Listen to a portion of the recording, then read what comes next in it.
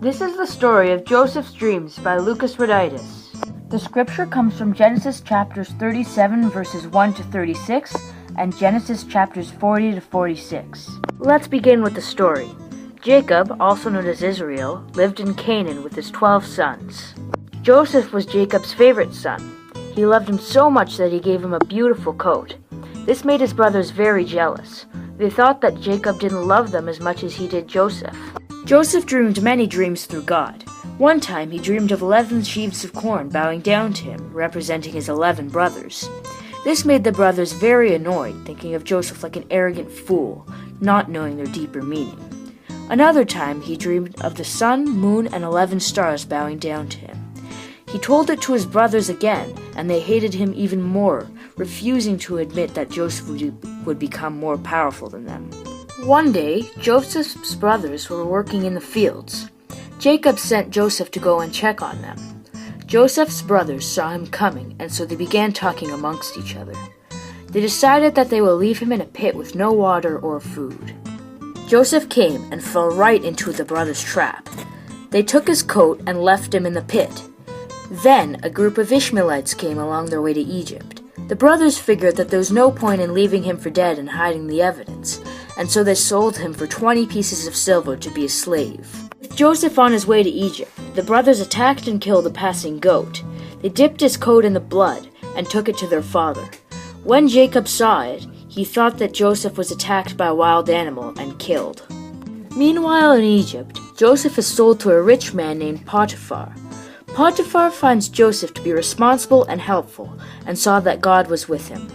Because of this, Potiphar puts Joseph in charge of his household. Potiphar's wife tried to get Joseph to lie with her, but Joseph refused and ran away. But he left a piece of his clothes in her hands as he made his escape. Potiphar's wife went straight to Potiphar and told him, "See, my husband has brought a Hebrew to insult us. He came in to lie with me, and I cried out with a loud voice. And when he heard me raise my voice, he left his garment beside me and fled outside." Potiphar was furious and sent Joseph to prison. In prison, Joseph shared a cell with 2 men who identified themselves as former servants to the Pharaoh, who was the leader of Egypt. A baker and a cup holder they were. One day, the baker and the cup holder both had very confusing dreams and asked Joseph to interpret these dreams through God. The cupbearer basically dreamed that he saw a vine with 3 branches. Grapes appeared on these branches, and he crushed the grapes so the juice went into Pharaoh's cup, and he gave it to Pharaoh. Joseph interpreted this dream as from Genesis chapter 40 verses 12 to 13. Then Joseph said to him, "This is its interpretation. The 3 branches are 3 days. Within 3 days, Pharaoh will lift up your head and restore you to your office, and you shall place Pharaoh's cup in his hand, just as you used to do when you were his cupbearer." The baker dreamed of 3 baskets on his head, and there was all sorts of food for Pharaoh in them. But birds kept pecking at the baskets until there was no food left. Joseph told him that the Pharaoh will lift up his head off of him. He will hang him on a pole for birds to peck the flesh off of him. With the cupbearer back in his position, he realizes that Pharaoh also had an odd dream that he couldn't interpret. The cupbearer remembered Joseph from the prison and referenced him to Pharaoh. Pharaoh, being quite desperate, pulled him out of jail to interpret his dream. Pharaoh dreams of 7 fat and plump cows on the shores of the Nile. Then 7 thin and ugly cows came and eat the plump cows. Then he dreams of 7 ears of plump, wholesome grain, and 7 thin and blighted grains. The thin grain swallows the plump, and Pharaoh wakes up.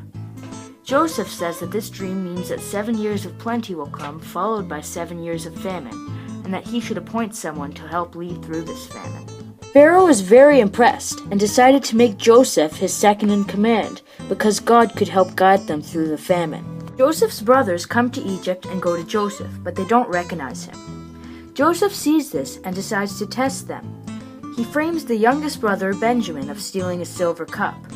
The brothers beg for his forgiveness, asking to take his place.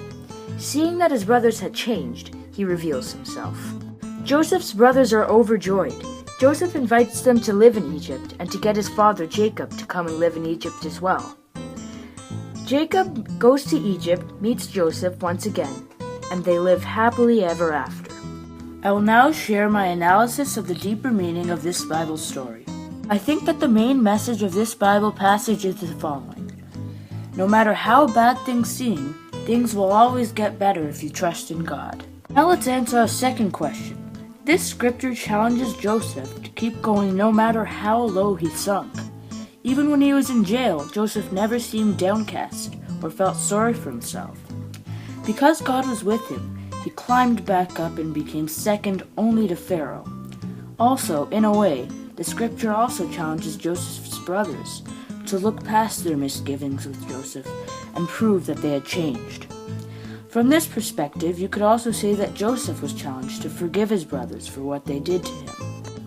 I think the answer to this question has two parts: the literal answer and the contextual answer.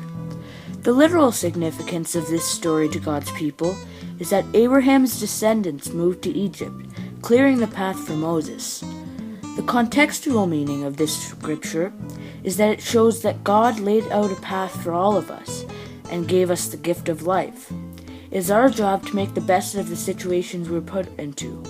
This is significant because it proves God still cares for his people, no matter what. Finally, we will see how we can apply this passage to our everyday lives. First, we have to make the best of any situation. If we do this, we will succeed. Say you have a lot of schoolwork and tests to study for. If you decide to be lazy and sulk around, you won't do well, but if you push through, you will be rewarded with good grades. It's simple. This concludes my presentation on Joseph. Thank you for listening.